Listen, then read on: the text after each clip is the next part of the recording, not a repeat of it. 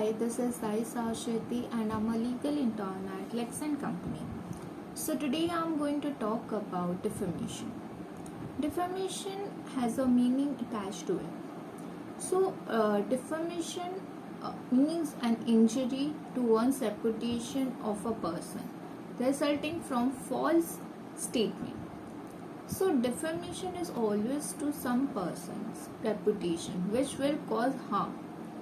So, any statement which is false in nature and causing an injury to the reputation of some person's reputation will be called as defamation.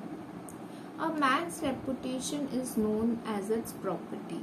So, any harm that is caused to its property will be called as defamation.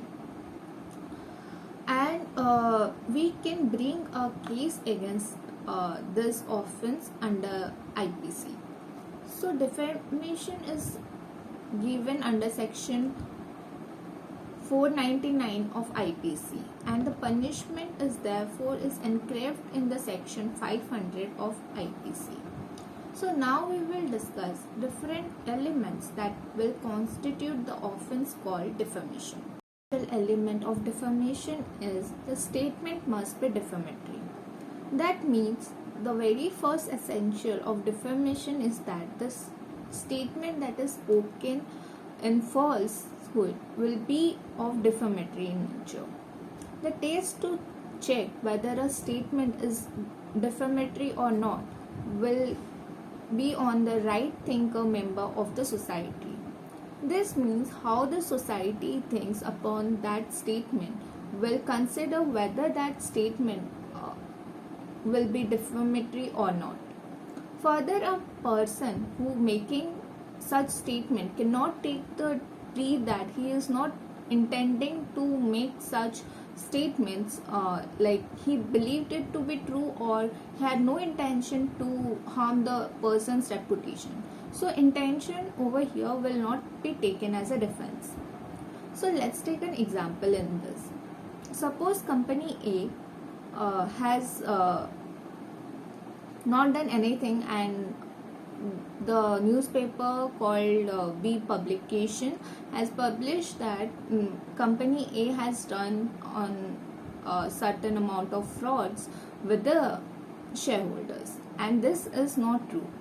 Over here, the company's A reputation came down due to the defamatory sentence that is published in the newspaper, and for that the newspaper will be liable because company A has not done any wrong in this.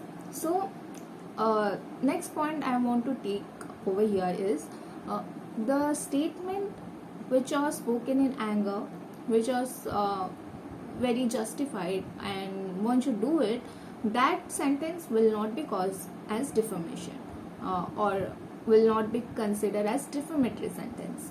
So example in this, if you are late for the office and your boss scold you for why you have been late in the office in front of the whole staff, so over here there will be no case of defamation because this has been spoken in anger and this has spoken to set a purpose, that is the purpose of coming in time to office.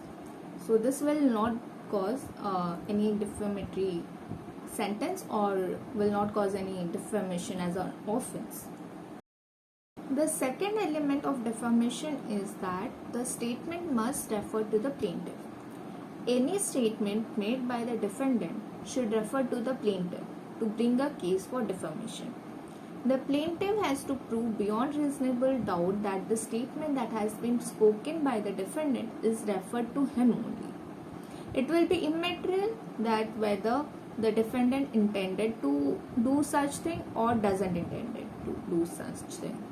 And if the person to whom the statement was published could reasonably infer that the statement is referred to him, then the defendant will be liable.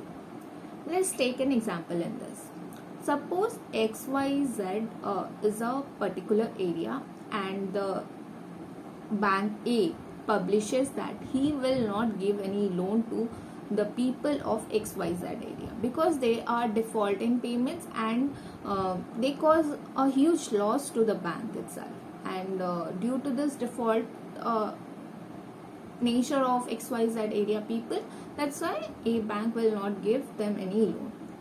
Subsequently, B is a person who belongs to this XYZ area, and he has suffered a huge amount of loss for this publication that was made by the A bank.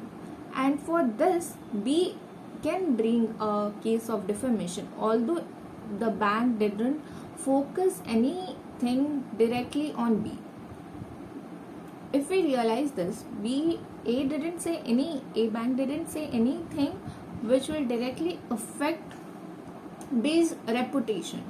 It just referred to an area which indirectly says that B also lives in that area and he is also default of the payments. So over here there will be a case of defamation. The third important element of defamation is that the statement, that is the defamatory sentence, must be published. The whole purpose of publishing comes from that beyond the plaintiff and defendant, the third person also know about the defamatory sentence. Publication of defamatory statement of some person other than the person who is defamed is the most important aspect in this offense, and this must be proved beyond reasonable doubt in the court of law. Even if a third person read the defamatory sentence by mistake, that will also amount to defamation, because over here the plaintiff should take reasonable care that no third person should know about it. So we came to know about the three essential elements of defamation. One is the statement must be defamatory in nature, that in the right thinkers of the society that sentence will be a defamatory sentence. The second one was that this will be referred to the plaintiff only. The third one is that the defamatory sentence must be published. That means that will be known publicly to the people. So these were some important elements that have to be bring down to prove a case of defamation, and that's it for this video. Thank you.